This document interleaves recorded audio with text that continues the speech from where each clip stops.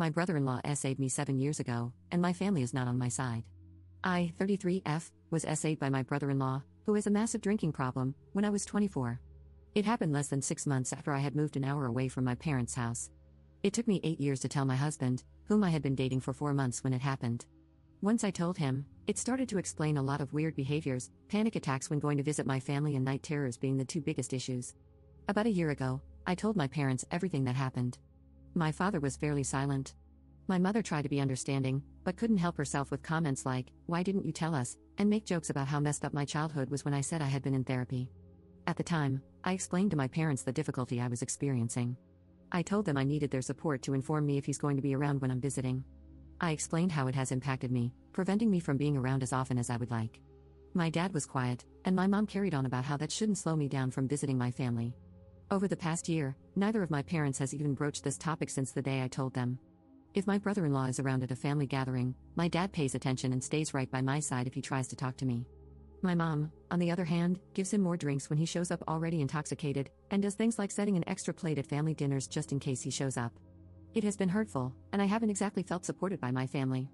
My relationship with my sister has also deteriorated, although we were never super close to begin with, and she is still blissfully unaware of what her husband did to me. A few years ago, my mother announced to the family that she was officially giving me Thanksgiving to host, and since then, it has been a battle, and she tries to host every year. I finally put my foot down this year and said I won't come.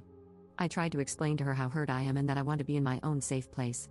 If my brother-in-law actually shows up, I'll feel empowered to finally confront him, but he usually avoids me ever since the incident, and the feeling is mutual. I got emotional while trying to say this, and my mother told me not to cry. I lost it and told her I was allowed to have emotions, and she was going to listen to them even if they made her uncomfortable. She was not happy with what I had to say to her and started swinging back with unrelated issues. I hung up on her because the conversation was going nowhere good. After I got into the fight with my mom, I felt empowered enough to confront my brother-in-law. We talked, and he tried to say he slightly remembered what he did to me, but wasn't sure because he was too hammered that night. I proceeded to give him every single detail that he refused to remember. I also told him I'm not looking to blow up my sister's life almost a decade later, but he needs to step up and be a better husband and father and also stop drinking. The next day, my mom told my sister about our fight. The main point of the argument was me not feeling supported around the man who essayed me. My sister doesn't know this part, so she thinks I'm arguing about hosting Thanksgiving just because I'm difficult. I received a long, nasty text from my sister for being rude to my mother. She carried on and called me a bad aunt for not being around my nephews enough and not spending more time with my family. I felt extremely hurt by that, especially since she didn't know the full story. I screenshotted the text and sent it to my brother-in-law so he has to at least see what I'm going through because of him. So, I've been attempting to protect my sister by not telling her this secret. Should I just spill the beans and let the cards fall where they may? Update 1. To clarify some comments, I have not been fine interacting with my brother-in-law. I experienced panic attacks from the beginning but didn't understand the reason because I thought I had successfully repressed it. It took a lot of therapy to figure out what was upsetting me and causing the panic attacks and night terrors. I am not comfortable leaving my sister and the kids in a situation like that. My sister has spent her entire life running face first into bad partners, physically, emotionally, and substance abusers. She doubles down when anyone expresses concern or tries to help her, usually making the problem substantially worse. I never want to see him again. The only time I have contacted him outside of family interactions since this happened was to confront him on Saturday and send a screenshot of my sister's nasty text. There have been no other texts, just 2 texts in the last 9 years. Funny that some suggest I should run to a therapist. I fired my last one for telling me I shouldn't address this situation at all. Right now, I'm doing the best I can with the tools I have. I foresee my sister accusing me of lying to hurt her in some way, then going no contact. I've tried broaching much less scandalous topics with her as gently as possible, and she has lost her ever-loving mind on me.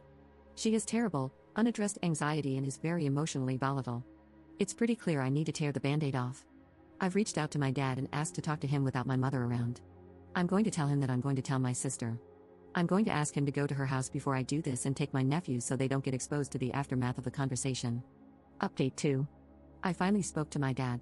I told him about the ways my mother has recently hurt me by forcing interactions and telling half-truths. His rebuttal was that it was hurtful when I hung up on my mom over the weekend. Initially, he tried to talk me out of saying something to my sister by accusing me of being vindictive. I had to assert, and repeat, that what my brother-in-law did to me was a serious matter, and that I need to share the burden I've been carrying for the last decade. This was met with silence. He then mentioned he couldn't help until next week, but finally said he might be able to make things happen tonight, as my sister is currently at my parents' house. I'm waiting for a text from him to get the go-ahead to call my sister. There was definitely some gaslighting during the conversation, but he's offered to help, and it's the most support I've managed minus my husband, so I'll take what I can get. Update 3. I talked to my sister. I asked her not to interrupt me, even if she wanted to, and she respected it. She quietly listened as I told her what happened and began sobbing. The first words out of her mouth were that I would never have to see him again, he would never be welcome at mine or my parents' houses. She believed me 100%. She asked questions, including if he was intoxicated when it happened. She acknowledged that the answer didn't really matter and it was still inexcusable. This happened when we were all on a trip together visiting my grandparents. She didn't even remember going on the trip, so I walked her back to that weekend, and we talked through the details. She also shared that brother-in-law was SA'd by an aunt, who also had a massive drinking problem, when he was younger. I told her I called and confronted him on Saturday. She asked about our conversation, and I told her everything. She asked me if he admitted to remembering it, and said she doesn't allow him to drink in the house anymore because he zones out and doesn't remember what he does. She got angry, but not at me. She went on to repeat a few times that she's my big sister, and her job is to protect me. I could feel her internalizing a lot of pain. I explained that I do love my family, but the panic attacks and night terrors keep me away so I can protect myself. She told me she's been very angry at me for years for not being around, and knowing this changes things. She said had she known, I never would have had to be around him all these years. She told me that she wished I had told her at the time. They didn't have any kids when this happened. She said she most likely would have divorced him. She doesn't see divorce as an option now because of the kids. I explained that I didn't have the tools in my toolbox at the time, and that's what I've been working on. I told her that until a year ago, I couldn't stand in an empty room and say what happened to me out loud or even write it on a piece of paper. She just cried a lot with me and it all seemed serendipitous. If talking to her made me realize anything for sure, it's that my parents are messed up. I'm going to text my sister this morning. Considering the way she handled it, I think reaching out and trying to heal our relationship will be a good move. I also don't want my parents to do to her what they did to me.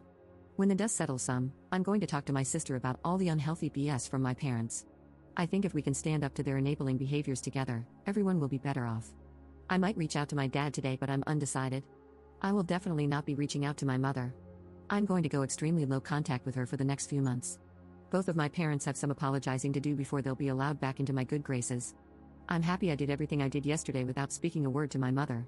I know this is just the start in a lot of ways. Yesterday was like reaching the peak of Mount Everest. I still have to get down the mountain, but the worst of it is over.